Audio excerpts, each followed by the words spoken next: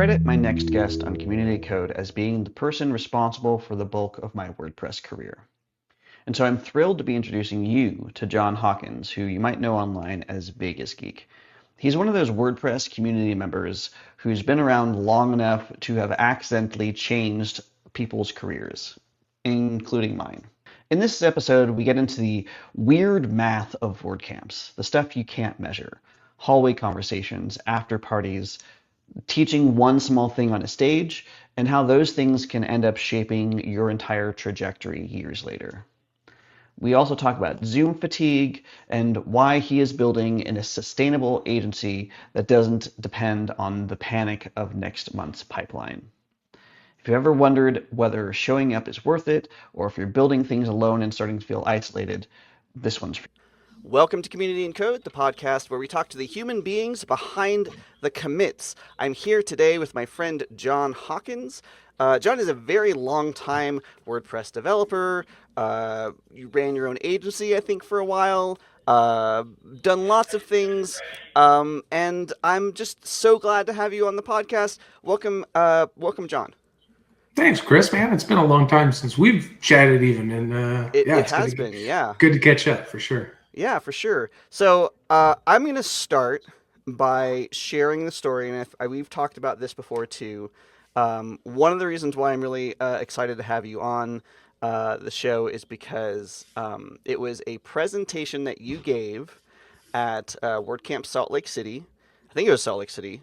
I think it was when it was Salt Lake City and not Utah, because there was a year when it was WordCamp Utah. Right. It might have even been WordCamp Utah. It might have been that last year it was WordCamp Utah. But you gave a presentation on plugin development. And basically it was like, hey, if you're doing stuff in your themes functions.php file, you know enough stuff to write a plugin, and maybe you should think about just writing a plugin and, branching out. And I was doing things in functions.php files, and I had never thought of myself up to that point. I had still considered myself a web designer. Did not consider myself a developer. Okay. And just opening that door was enough to set me on a path to go really, really deep into the engineering of WordPress and plugin development and things. That says a lot for your presentation. It says a lot about WordCamps, about what the effect that they can have. So I'm super excited to have you on because I love that story. I love being able to share that one of the reasons why I got involved in speaking and doing documentation and things like that was also because of that, because you inspired me. I'll tell you, the first time you told me that story, it just hit me like a ton of bricks. It was so awesome.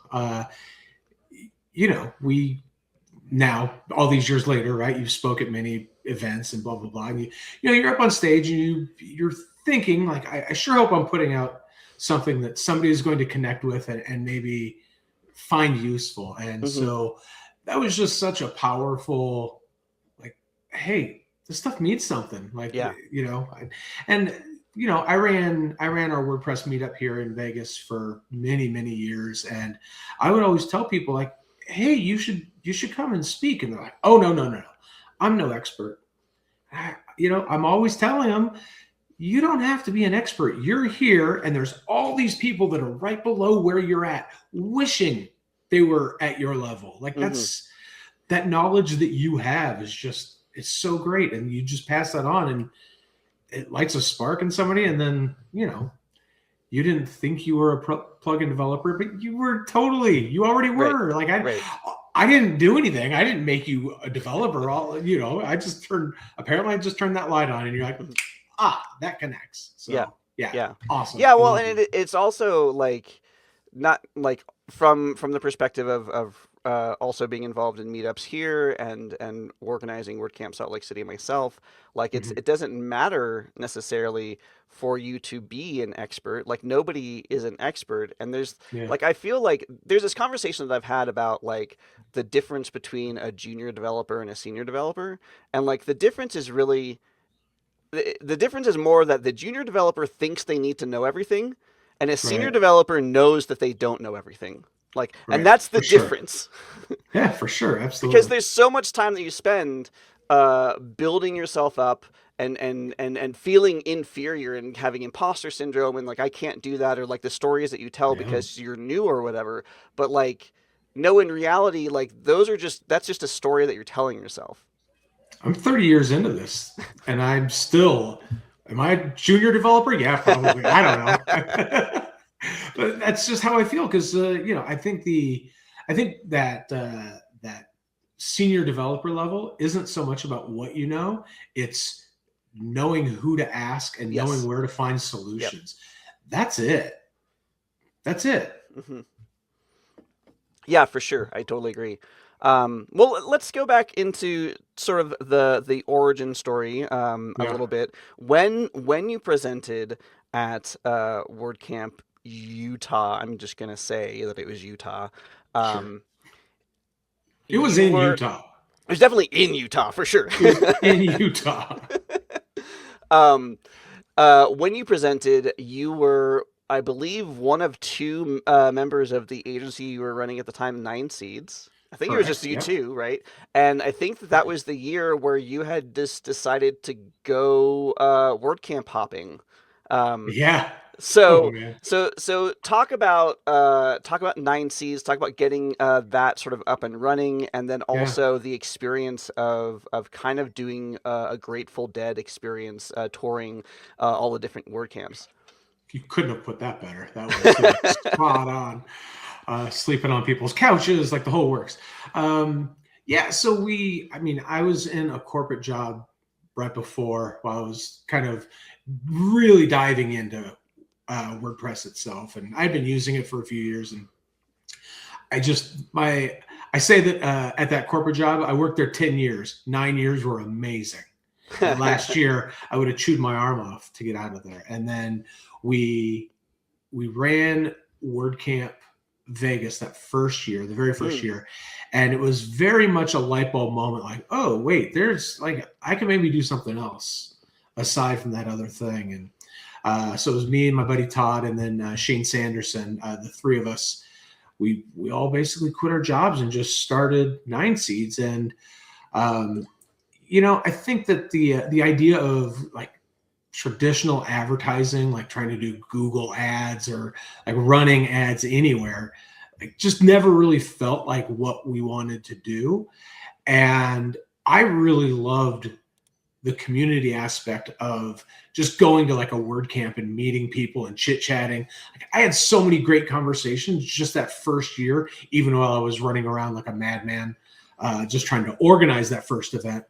I still had so many great conversations with people that I'm like, I don't think we should advertise. I think the way that we advertise is we go to as many word camps as we possibly can. We speak and we sponsor at as many word camps as we possibly can. And we just keep doing it.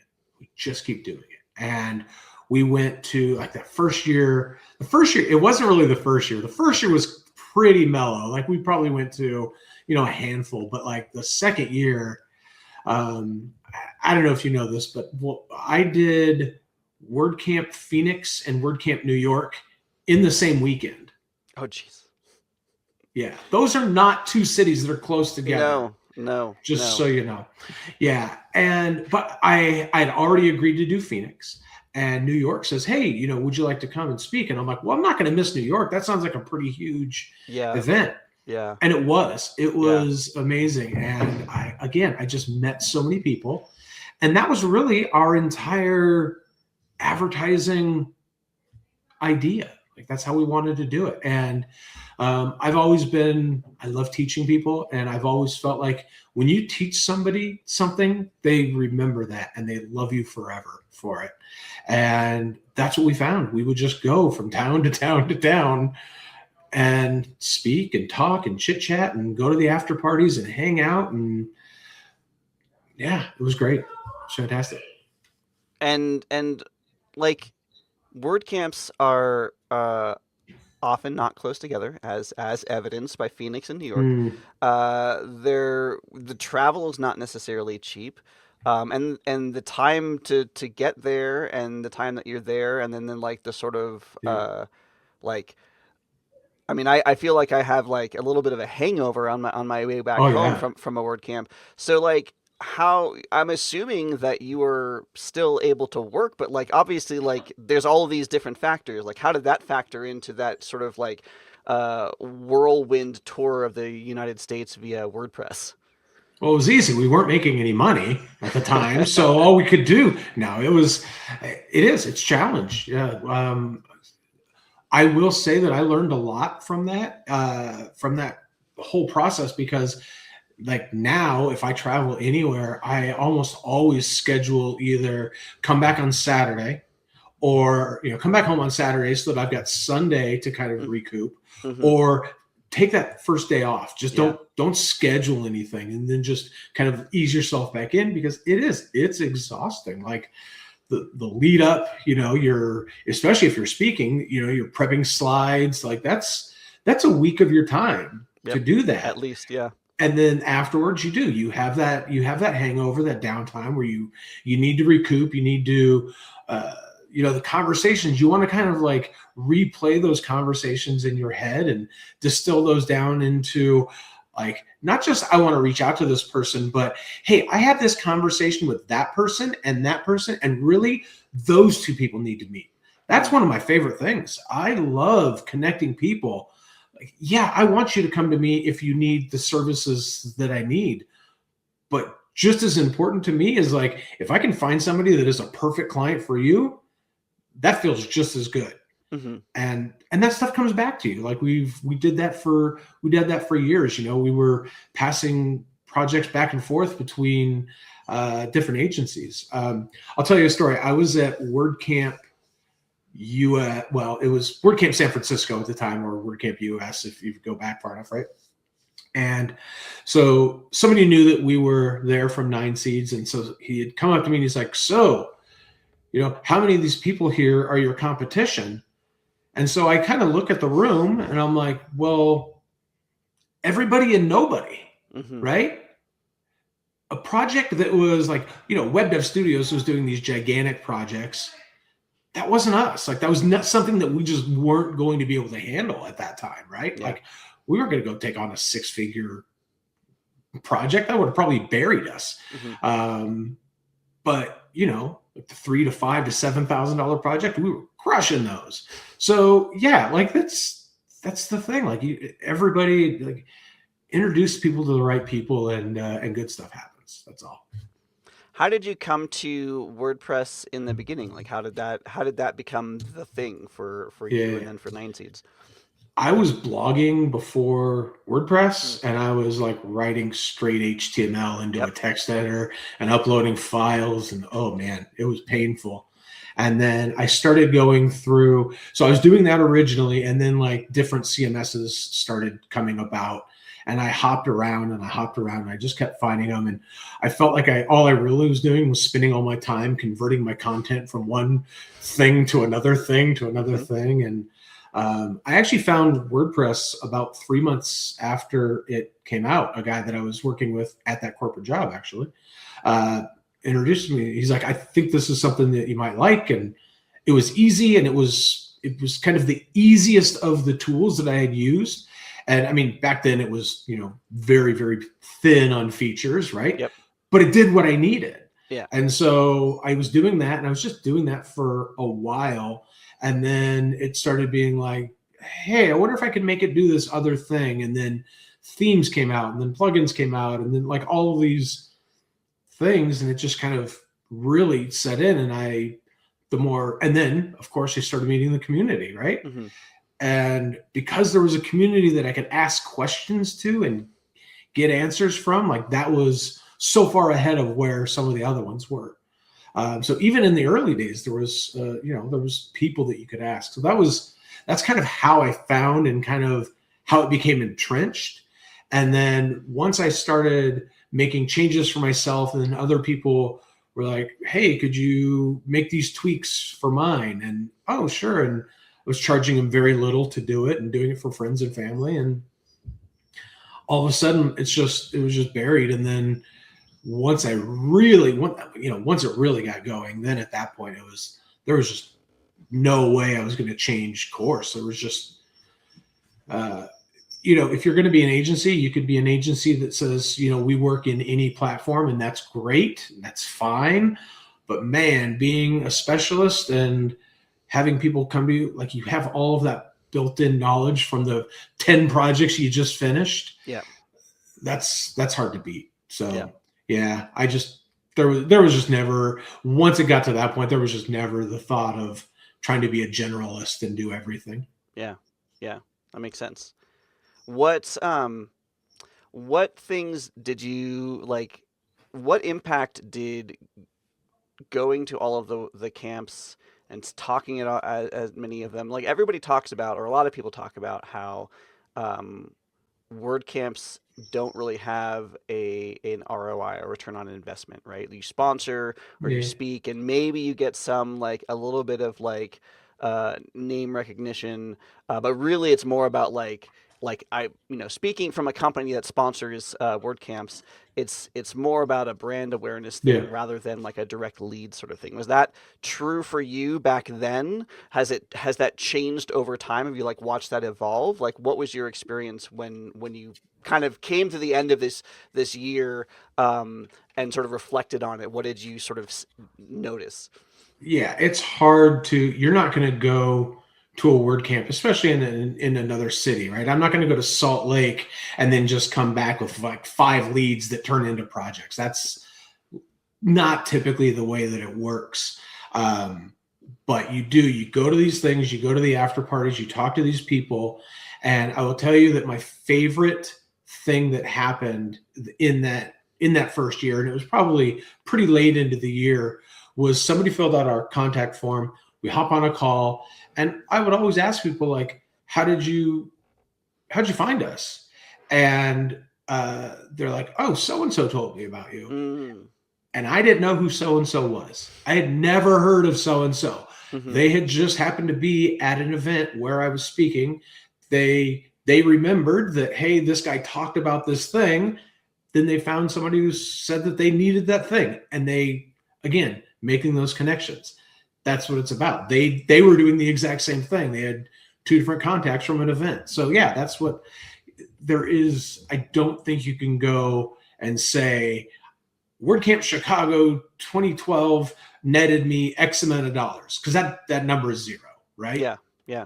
But it's not 0 over the long enough time. Like it's not 0. It's connections. It's people, and those people. WordCamp Chicago, perfect example. I think that's where I ended up meeting Brad and Lisa from Web Dev Studios separately, because they weren't working together at the time. Right.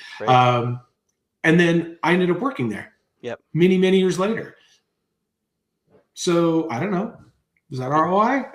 Yeah, right. I mean, right? and that's the thing, is it's my experience has been, it's sort of this intangible, almost like just a vibe. Like my first experience with Pantheon was, I think, really from meeting them, meeting the DevRel team at LoopConf, which was in Salt Lake City that year. And talking to them, like I talked to everybody, because I would go booth hopping, right? And that was a small enough event that you could sort of like talk to all of the different vendors. And Pantheon stuck out to me as being different, because they kind of knew, like they knew where I was coming from. I had also like done lots and lots of tech support in like early on in my career. So like I have this like radar for like knowing when people like get that I know what I'm talking about, versus people that are treating me like the tier 1 support person who like, we give the same answer to everyone sort of thing. Right.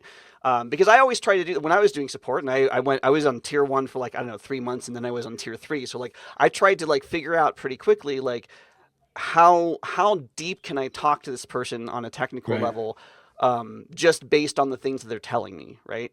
And it seemed, and like it felt like they got it, and they gave me like a free account or whatever, and I started playing with it a little bit, and then like years later, I would I actually use them, or like years later, like I'm looking at like they have a job posting, and I'm like, okay, like it's from like those sorts of like in person like things like that, being able to like meet them in person, like Yeah. gave the impression like these people know what they're talking about, that led to like later on when an opportunity comes up, like, oh yeah, I'm going to think about them. And Yeah. what I've observed from since being here is like there was a period of time where we weren't sponsoring, and then the sort of like sentiment, the general is like we sort of fell off the radar, right? And so like one Mm, of the things that I've been trying to do is like, let's get us back in the conversation. Let's go to the things. yeah. Let's make ourselves known. And I think that it's really helped. And I think that it's really just it's a vibe thing. It's hard to Yeah. like you can't quantify vibes. Yeah. I don't think it's ROI, right? It's ROC. It's return on connection. Like Yes, that's what it there you is. go. Yeah. Yeah, yeah. So, Well, uh, you've been in this space for a really long time. Your talk about like how your sort of like path through WordPress and through these different like agencies has sort of like evolved over time, and the sorts of things that you've yeah. kind of like been drawn to. So after Nine Seeds, I left Nine Seeds to go work at a startup, and that startup exploded. I worked at a different startup. Hmm. That one, I I don't remember what happened. I ended up working at three startups in a row, and the one of them was a casualty of COVID, basically, Mm. and that's how I ended up getting laid off. And then luckily, I got picked up by one of that company's clients, and I worked there, which was another startup. And you know, I think it's for me, one of the things that was happening was after I left Nine Seeds, where I had a team and I was working on WordPress with people all the time and sharing information back and forth and learning from people. That was amazing. That was Hmm. an amazing time. And then when I went into the startup, I was actually doing WordPress for a specific company. And that was a totally different animal, right? Because I'm not trying to learn everything under the sun. I'm just trying to get really deep on what this one project needs. And so that was a totally different way of being involved with WordPress. Yeah. And while I was doing those things, especially during COVID, I tried to keep the Las Vegas WordPress meetup going during COVID, and we were doing them on Zoom for a while, and then just everybody got Zoom fatigue, Yeah. and we ended up having like the same six people come every month, and I wasn't teaching anybody anything, so I really got burned out on it myself Hmm. because I also had Zoom fatigue, right? So I totally backed out, and I like you said about Pantheon, I feel like I just disappeared off the face of the earth, right? Um, which is weird, especially for somebody like me, because I love chatting. I love talking to people. Like that's what I do. And so all of a sudden, I really wasn't doing a heck of a lot of that. And so after going from startup to startup to startup, where I was again just that like insulated developer, and then I got laid off about a year and a half ago. But I had been doing some things, and I decided, you know what, I don't want to go get another job. So I've actually just been running my own agency again, but now it's VegasGeek, and so I've been doing that by myself. Well, I can't say it by myself. That's not true. I have helpers for the past almost 2 years now, and uh, I love it. It fits again. But Hmm. in doing that, what ended up happening was a while back. Even though I'm having great conversations on Slack and chit chatting with folks, a while back, I'm sure you know Brandon Dove and Jeff Zen from Pixel Jar, right? Hmm. So Brandon and I were both really getting into automation, like N8N and things like that. So we were having these conversations, and we're like, we should do something a little more solidified. And so we picked a day of the week, and once a week, like we just started meeting and just talking and learning and sharing, and like that felt so good again, because it felt like it had just been so long since I was in that learn and share mode, right? Mm-hmm. And so now that's actually grown. We've kind of, it's no longer just the automation stuff. Like we're back to talking about projects and development and, there's a lot of really cool stuff going on under the hood in WordPress these days. So like we're diving into that stuff and talking about projects and how they work together. And so, yeah, it's going into that time where I felt like I was just so far removed from the community after kind of like during and ending of COVID, like during all of that, to now kind of coming back into it and, trying to re-engage and be involved online and with other folks just feels so good. It feels like I needed this, and I'm glad to be bringing that back. Yeah, so like a virtual meetup sort of like hangout kind of thing. Yeah. Yeah. Yeah. But not something that I have to run and produce. Like I don't have to make slides and I don't have to, I'm not preparing anything. We have a Kanban board where we just throw topics on it during the week. We're like, oh, hey, let's talk about this. And we just jump on and talk about it. And it's great.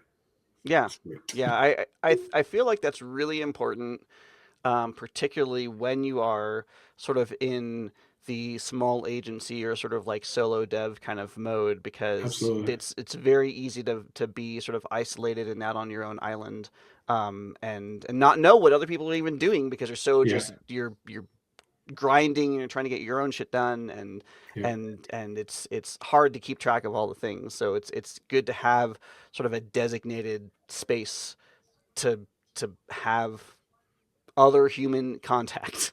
Yeah, it was probably like 3 or 4, maybe 5 weeks in where I got off the phone and I was just like, there's so much value here. Like just so much value to be had just in a 1-hour conversation. And I mean, you know how it is. You wake up Monday morning, you got a bunch of stuff to do, then Tuesday and then Wednesday and Thursday, and then all of a sudden you're back to Monday again. And if you don't set aside these times to like do it, it's very easy to go 4, 6, 8, 10, 12 weeks without, without talking to anybody, without having any like meaningful conversations where you are learning something. Like, we just even talk about things like, what are you using for passing credentials when it's needed? What are you, just because if you're by yourself, yeah, you can go ask the internet. Yeah, you can go ask GPT, blah, blah, all of those things. But I really want to know, like, how did you solve this? Like, what worked for you? Because there's 5,000 ideas online, sure. But what are you actually putting in practice? And that's way more valuable than any ChatGPT result. Yeah. Yeah. Well, and for you, VegasGeek is a name that you've held on to. I mean, I knew you as VegasGeek before I knew that you were John, right? Like, right, sure. Yeah. it's an online persona that has existed for forever, but now you're using it as a company, yeah. So, is there a difference between for you between having VegasGeek as sort of like your own sort of personal online identity versus now it's like a brand? Right. Or do you think about that? Funny you should say. I have been wanting to get the domain name johnhawkins.com for 30 years, and I got it like 2 weeks ago. Nice. Yeah. And part of it has to do... I'm never going to get chrisreynolds.com. Right. It turns out if you pay enough, you will. Oh, yeah. Well. Yeah. So, for me, what I was realizing is, my VegasGeek, for a while, I was down to, I only had one email, john@vegasgeek.com. And it was great. It was fantastic. And then all of a sudden I had one for one client and I had one for another client. And now I had like 8 emails. And I was like, okay, if I'm going to have this many that I need to deal with, like, what I really should be doing is I should be breaking apart that VegasGeek John Hawkins thing, not only at the email level, but at the bigger level. There's stuff that I want to write about. Like I want to blog about different things, and do they fit for VegasGeek? Is that is that right? Right. Do I want to talk about board games and whatever, like, my guitar? I don't know. Probably not. So maybe there does need to be. So just over the past couple of months, I've really started putting in a effort to go, okay, VegasGeek is the brand. I need to do that. So I'm going to just start retooling things, the website, content, etc., social media stuff. And I'm just going to break the two apart because VegasGeek is growing and it's turning into a little thing that's that it's its own thing that isn't me. Yeah. And that's cool. And I'm pretty stoked about that, really, honestly. Yeah, I mean, I think that, like, when you and I kind of entered the internet was a very different time where you basically didn't give your name out Right. online. I don't know if it was paranoia. I don't know if it was like there were fewer security things. Maybe it was all of the above. But For like sure. it was just a natural thing to your name is not a thing that is now it is public domain, and now Yeah. that's really shifted, where Yeah. everybody just like their name is everywhere, and you can look people up by and see the various different John Hawkinses on the internet. But so I think that to a degree, the way that I internalize it is like seeing VegasGeek is part of that sort of like internet founding kind of beginnings. Yeah. It was my persona. It has been my persona. It is my persona. Like that's not going away. Yeah. But yeah, it's true. Like that's I don't know that that's necessarily I mean, I have the word geek tattooed right here. So I mean, this is not, like I've been a geek my entire life, and so when I moved to Vegas, like VegasGeek was just kind of this cool thing, and like I just really dove into it, and got the IP early.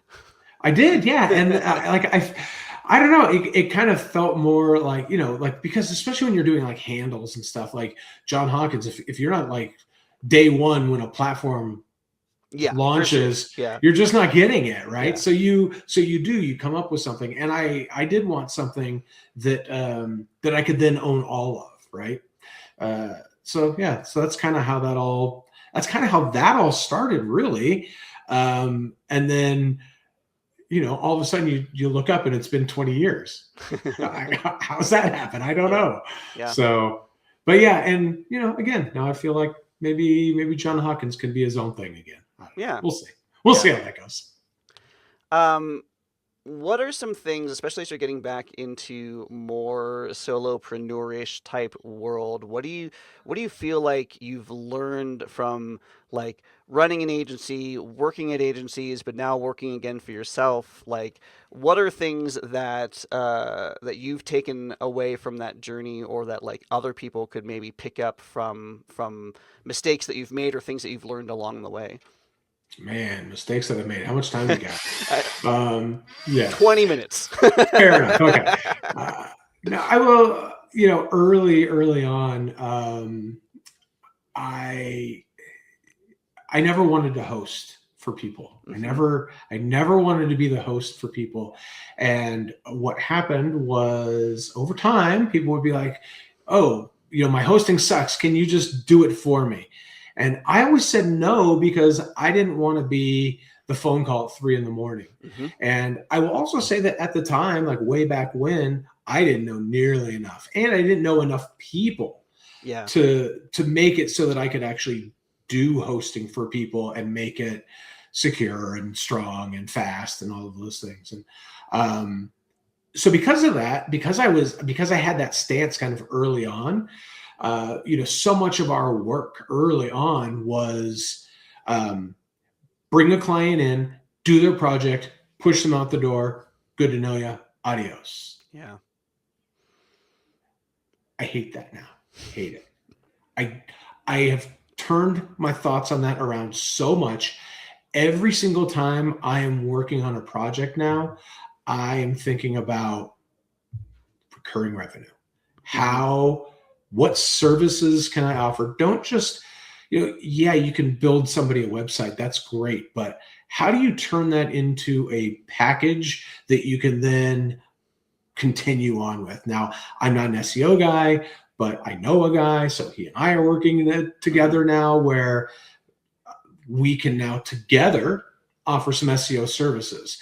I'm not going to do that because SEO is its own thing, but anything that you can do to bring in that recurring revenue, because I tell you what, all you need is 2 bad months where no leads come in the door, and things start getting pretty scary. What was the saying?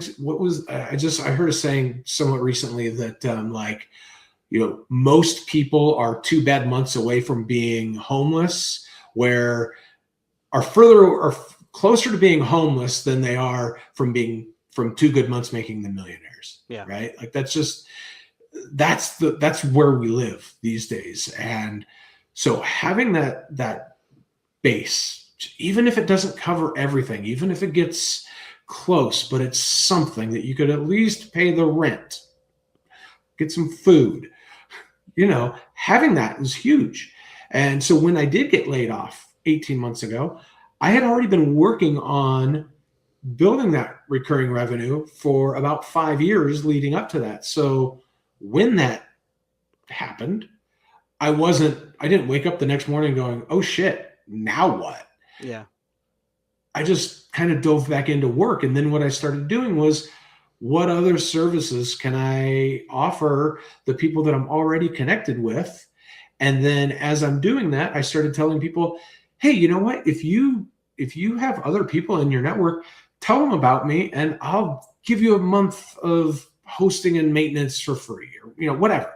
Yeah. Didn't matter. Like anything that you could do just to get people to say your name in another room was huge. So that right there, if you learn nothing else, like just figure out a service that you can offer and dive in. I had the same opinion when I was freelancing. I never wanted to get into hosting. I ended up doing it for a couple people, but I wasn't like hosting them. I was just like managing their hosted stuff, which is also not a thing that I want to do. Like really, like, and certainly not at the time, and certainly not at the time when this person over here has GoDaddy, and this person over here has like Bluehost, and this person over here has DreamHost. Like if it was going to be my choice, and everybody's going to be under one roof, and I manage you all in the same way, in the same, But also, we're talking old school, like before the WP engines and before, Pantheon was around maybe, but maybe not even doing WordPress at the time. Like, there weren't, these sorts of companies that would give you a lot more tools to help you maintain those sites. It was all, what was it? Infinite WP, I think, is the thing that I used, where it was like a little app that connected to all the other sites that I was managing, that I could hit a button and then it would run updates on everybody else's site. That was how you did it, and because I didn't want to have to log, and that was like groundbreaking. Like when I discovered that and started using that, like, oh my god, this is amazing. I just got back so many hours in a day. So great. Right. Yeah, but again, to your point, I remember when I joined HumanMade, they had built their own cloud infrastructure on AWS, and I was like, I never wanted to do this, but I also obviously see the value, because it's exactly what you say, like being able to do that ongoing recurring revenue, and being able to say no, we actually have a thing that we've tuned really well and have people who know how to do it. More power to you. Go do that thing, because that is a very specific skill set to do it right, versus just I've got my thing hosted on Bluehost, and I pay them $5 a month or whatever, and hopefully it works. Yeah. So for me, I typically don't tell people that I do hosting up front. That's not what I do. What I instead do is I say, by the way, I will do your monthly maintenance, where I'm going to take care of all of your stuff. It's basically like white glove. You're going to pay X amount of dollars a month for that. And by the way, I'll host your site for absolutely free. Your hosting is free.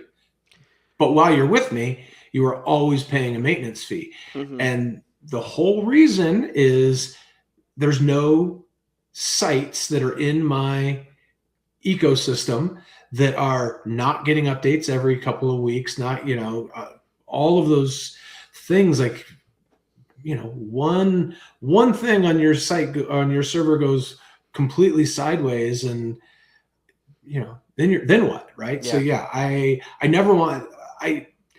really was picking and choosing as I was going along with it. And so I'm only bringing on people, and I'm only working with people who they're not looking for $5 a month hosting, or, that's because, believe me, I'm way more expensive than that. And I tell people right up front, I am the most expensive hosting option that you are going to find. But I don't care. If you don't want the services that I have, that's totally fine. I'm happy to do it.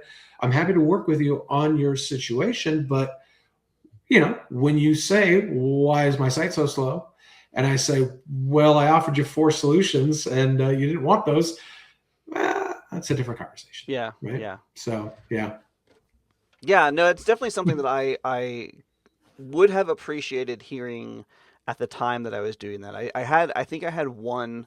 I was working with one of my clients was a lawyer. So my very first web design job was through a company that was local in Utah, and they were basically just hired a ton of contractors, and they just like did like commodity websites. Like you would call them and you say, I have this thing, I need a website, and they would answer like a survey or something, and maybe give a logo or some stuff, Right. and then it would like feed off to like they had some in-house designers, and they had a bunch of like contractors. And we would contact them. We had to get like a special headset and whatever, all this stuff. So I did that for like a year. And then one of the people that I worked with in the course of that was a lawyer in New York. He was a criminal lawyer. He's a really cool guy. And he ended up leaving that company because they were kind of a pile of shit, and there's a whole story about them too. Like the co-founders ran off with a bunch of money. Like there's a whole gosh. thing. Yeah, Utah. Oh boy.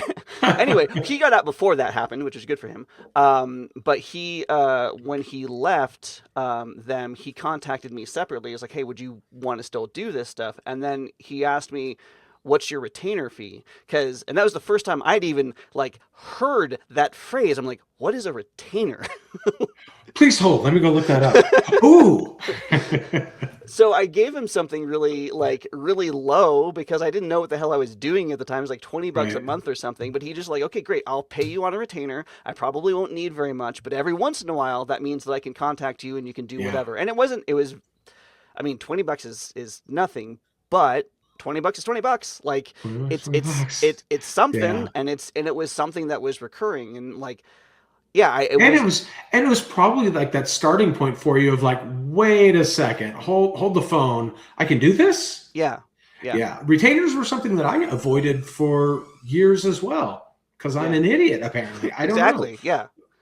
I mean, yeah. Now, like, absolutely, and what I tell people with retainers is, it's not that you're like, what you're doing is you're basically jumping to the front of the line. Mm-hmm. That's what you're paying this, and you are basically jumping to the front of my queue every single time. Yeah. And yeah, like that is, if you have the right people, if you find the right people that need that or just want that comfort level, that's gold. Well, and the other part of that is it's not just gold for you though, it's gold for them. It also keeps you in the conversation. It keeps you in their head, and it keeps like every month they have to send you something, right? Even if they don't, even if they didn't talk to you, which means that they're thinking about you at least every 30 days, which means that when something does come up, they're not going to be thinking of somebody else. They're going to be thinking of you because you're the person that they've got the agreement with. Yeah, exactly. And that again, that goes right back to speaking at WordCamps and teaching somebody something. Yeah. If you teach somebody something, then they come to you and ask you, hey, can you do this thing for me? And you charge them whatever you charge them. The next time, if that first interaction goes well, who are they contacting the next time? You, and only you, over and over and over again. Which, again, now this is a look behind the curtain, but again, with the monthly maintenance is just the get your foot in the door, because really what that turns into is, Oh, hey, I saw this thing on your site. I can fix that for you. Sure, that's 2 hours this month. Yep. Maybe it's an hour next month or 3 the next. Maybe it's nothing for 6 months. And then they're like, hey, we need a redesign. Is that something that you can do? Yes, it is. And they're only going to be coming back to you. So that's where you're doing that service for somebody on a recurring basis, and you're keeping yourself in that conversation, and they're just not going anywhere else. They've got no reason to. And as long as you don't screw it up, they're not going to. And that's the moral of this episode. Don't screw it up. Don't screw it up. Well, thank you, John, for coming on. For anybody who might not know where to find you online, which is obviously VegasGeek.com, but besides that, where can people find you in the internet or in real life? I don't exist in real life. I don't know if you know fair. that, but true. But yeah, VegasGeek.com is probably the go-to. And who knows, maybe by the time this airs, JohnHawkins.com might be a thing. Who knows? We'll see. You planning on going to WordCamp US in Phoenix next year? I don't know. It's gonna be very warm. But here's the thing: I'm already in Vegas. So I know, right? It's not going to be that much different. That's why for you, it's like a little bit. It's less of a drive for you than it is for me. It's already like you're already blisteringly hot. Like, yeah, exactly.